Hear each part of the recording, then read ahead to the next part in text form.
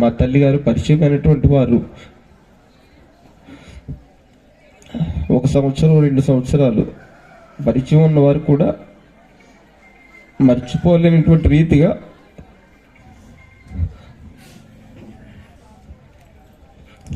ఆమె ప్రేమ ఉంది.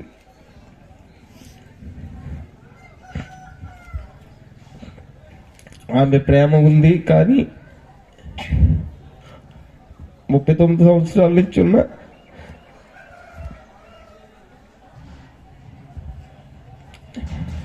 ఆ తల్లి ప్రేమ కోల్పోయామనే బాధ. కానీ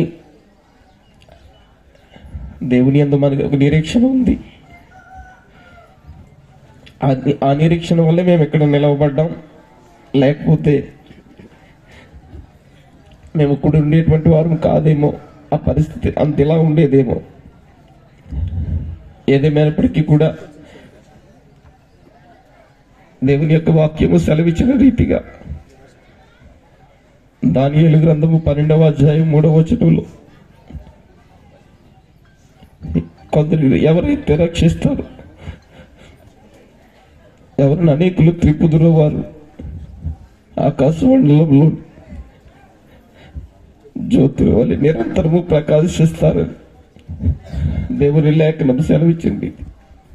ఇందాక తమ్ముడు సాక్ష్యం చెప్పాడు. అదే రీతిగా ఇంచుమించుగా 60 మంది బిడ్డలను ఆ తల్లి సాక్ష్యంతో, ప్రార్థనతో ఆ బిడ్డ రక్షించింది. ఆ తల్లిగారు రక్షించింది. ఏదేమైనప్పటికీ కూడా ఎప్పుడు కూడా ఒకే మాట అంటూ ఉండేది, ఎవరు వచ్చినా సరే, ఎవరు ప్రార్థన చేయమన్నా సరే, నా పెద్ద కొడుకు సేవ చేయాలి, నా పెద్ద కొడుకు పరిచర్యలో ఉండాలి, అనేక ఆత్మలను దేవుని సన్నిధికి నడిపించే సాధనంగా వాడబడాలని ఆ తల్లి సాక్షి చెప్తూ ఉండేది. ఏ సేవకులు వచ్చినా సరే ప్రార్థన చేయమని. దేవుని సన్నిధిలో చూసినట్లయితే ఆ తల్లి ఆశను దేవుడు నెరవేర్చడానికి నాళ్ళు ఉంచాడేమో. ఎందుకంటే మేము 5-6 సంవత్సరాల వయసులో ఉండేటప్పుడు మా తల్లికి ఫిట్స్ వ్యాధి వచ్చేది. ఎన్ని హాస్పిటల్కి తిప్పినా సరే ఇంక బాగుపడదని చెప్పేటప్పుడు ఆ దగ్గర పెదనాన్ని చెప్తూ ఉండేవాడు, మేము తిప్పని హాస్పిటల్ లేదురా, మేము తిప్పని హాస్పిటల్ లేదు, చూపించిన హాస్పిటల్ లేదు. కానీ ఈ తల్లి అనేటప్పుడు ఆ రోజా మామగారు అని ఒక మా అమ్మగారు ఉండేది. ఆత్మీయ తండ్రి గారు యోహాని గారు అందరిలోకి వెళ్ళేటువంటి మా అమ్మగారు. మేమిద్దరం మనసు కోడి పట్టుకుని ఏడుస్తూ ఉన్నాం. మనసు కోడి పట్టుకుని ఏడుస్తూ ఉండేటప్పుడు ఆ తల్లి ఒకటే మాట చెప్పింది, అమ్మా మీరు ఏడవద్దురా, మీ తల్లి సజీవులుగా ఉంటది అని దేవుడు నాకు దర్శనం ఇచ్చాడు అన్నాడు. దేవుడికి స్తోత్రం కలుగును గాక. ఎప్పుడైతే దేవుడు ఆ దర్శనాన్ని ఇచ్చాడో, ఆ దర్శనం ఇచ్చిన తరువాత నా తల్లి బాప్తిస్మము పొందినప్పుడు మాత్రమే ఆ యొక్క ఫిట్స్ అనేటువంటి వ్యాధి వచ్చింది. మరలా ఇప్పటికి 35 సంవత్సరాలు అవుతుంది. కానీ ఎప్పుడు కూడా ఆ వ్యాధి అనేది కనబడలేదు. ఆ తల్లి ఆశ ఏంటంటే ఎప్పుడైతే ఆ బలహీనత వచ్చిందో ఆ తల్లి సమర్పించుకుంది. కానీ నేనైతే సేవ పరిచయం వైపు చూసేవాడిని కాదు. తండ్రి గారు అనేవారు, ఈ లోకంలో ఎన్నో వ్యాపారాలు ఉన్నాయి, ఇన్ని వదిలేసి నువ్వు ఎక్కడికి వెళ్తావురా అంటారు.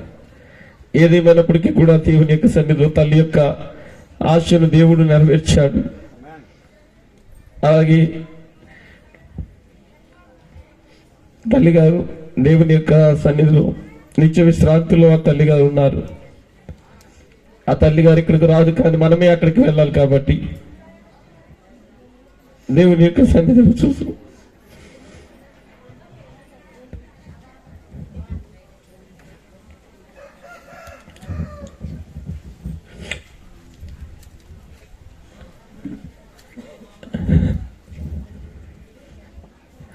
తమ్ముడికి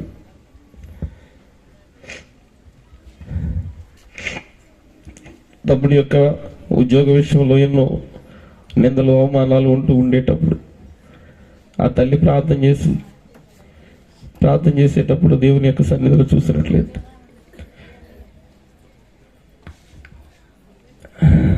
దేవుడు కార్యాన్ని జరిగించాడు. ఏదేమైనప్పటికీ కూడా తల్లి లేనటువంటి లోటు, అలాగే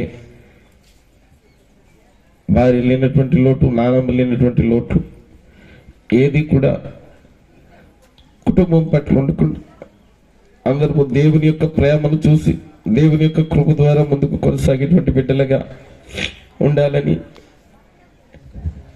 నా తల్లి యొక్క ఆశ ఏంటంటే ఎవరితో కూడా విరోధం పెట్టుకోవద్దు, అందరితో కూడా ప్రేమగా ఉండాలనే మాట.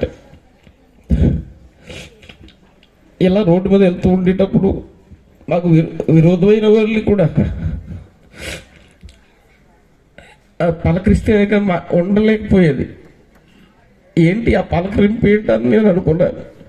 చనిపోయే రోజులు వచ్చి అందరూ మాటలు చెప్తూ ఉంటే నిజమే, ఎవరితో ద్వేషం పెట్టుకోకూడదు, అందరితో ప్రేమగా ఉండాలి. ప్రేమగా ఉంటేనే ఇంత ప్రేమను మనం పొందుకోగలుగుతాం. నిజంగా ఇంతమంది దైవ సేవకులు రావడం, ఎంతమంది ఐక్య జనాలు రావడం, అది తల్లి అట్టి ప్రేమను పొందుకుంది కాబట్టి మేమందరూ కూడా అదే ప్రేమలో ముందుకు కొనసాగేలాగా మీరందరూ కూడా అనుదిన ప్రార్థనలో జ్ఞాపకం చేసుకోవాలి. మా కుటుంబం కొరకు, పరిచర్య కొరకు మీరందరూ కూడా ప్రార్థన చేయాలని వచ్చిన మీ అందరికీ కూడా ప్రత్యేకమైనటువంటి వందనాలు తెలియజేస్తున్నాను.